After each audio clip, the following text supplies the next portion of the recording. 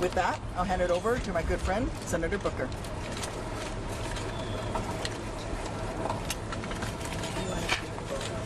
Oh, do you want to see the photo?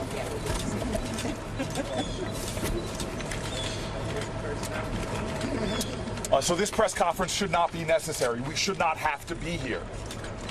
Unfortunately, Donald Trump's Supreme Court has thrown so many of the fundamental rights of Americans into crisis.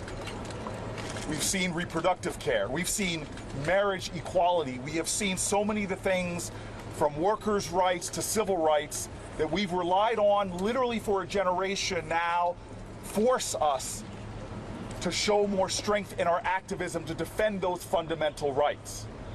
I'm grateful for Leader Schumer in securing some key rights, like us moving as a Congress to secure marriage equality in our country despite Donald Trump's Supreme Court putting it in jeopardy. I'm grateful for the leadership of the Senate that has, again, pushed to secure access to abortion care on the floor for a vote to see where people stand. And here we are yet again, just as we were with marriage equality or abortion rights, where the overwhelming majority of Americans support an issue, support a right that the Supreme Court has put in jeopardy, that Donald Trump's Supreme Court has put in jeopardy. We are in a nation where it is not controversial that parents should have access to reproductive care. We have an infertility crisis both here in America and globally, with 1 in 6 families facing infertility. We see families that are religious, families that are not, families in red states, families in blue states, Republicans, independents, and Democrats all believe that we should be securing the right to IVF and believe we should be expanding it for military families who are willing to do the ultimate sacrifice for their country but shouldn't have to sacrifice pathways to being parents.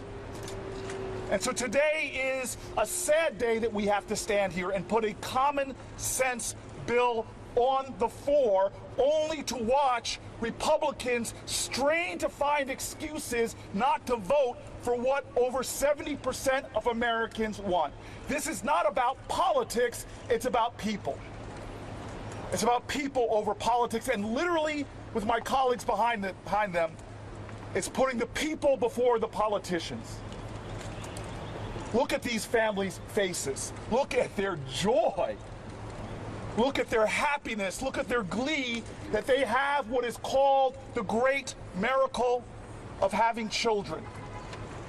Literally, in the Jewish faith, the birth of a child is considered to be the renewal of hope for the world.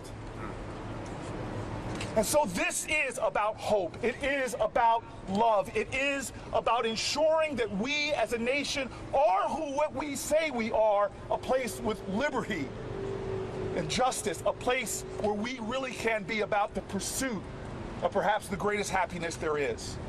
I want to just thank the extraordinary leadership of the 2 women on my left. I've listened to Tammy's story in countless interviews now that we've done together, her sharing her personal pain. I've seen the steadfast, indefatigable leadership of Patty. I want to thank Rosa DeLaura for working with me for years now on expanding access for people through public and private insurance.